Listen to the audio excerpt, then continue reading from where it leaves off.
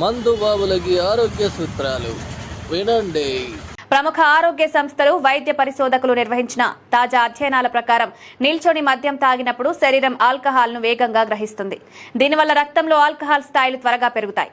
ఇది కాలేయంపై అధిక ఒత్తిడిని కలిగిస్తుంది. దీర్ఘకాలంలో కాలేయ వ్యాధులు, సిరోసిస్ వంటి సమస్యలకు దారితీస్తుంది. సాధారణంగానే మద్యం తాగినప్పుడు లివర్ ఉబ్బుతుంది, ఫ్యాటీ లివర్ అయిపోతుంది. లివర్ ఫ్యాటీ అవ్వడం ప్రమాదకరం. లివర్ ఆరోగ్యంగా ఉండి తీరాలి. ఎందుకంటే శరీరంలో దాదాపు 700 రకాల పనులు సక్రమంగా జరగాలంటే లివర్ ఆరోగ్యంగా ఉండాలి. ఆ పనులు పద్ధతిగా అయ్యేలా చేయడంలో కాలేయం కీలక పాత్ర పోషిస్తుంది. లివర్ ఫ్యాటీగా అయితే దాన్ని సరిచేయడానికి దాదాపు నెలకు 7,000 దాకా మందులకే ఖర్చవుతుంది. రోజు మాత్రలు వాడాల్సి వస్తుంది. అందుకే నిలబడి మద్యం తాగుతూ లివర్ చెడిపోకుండా చూసుకోవాలి.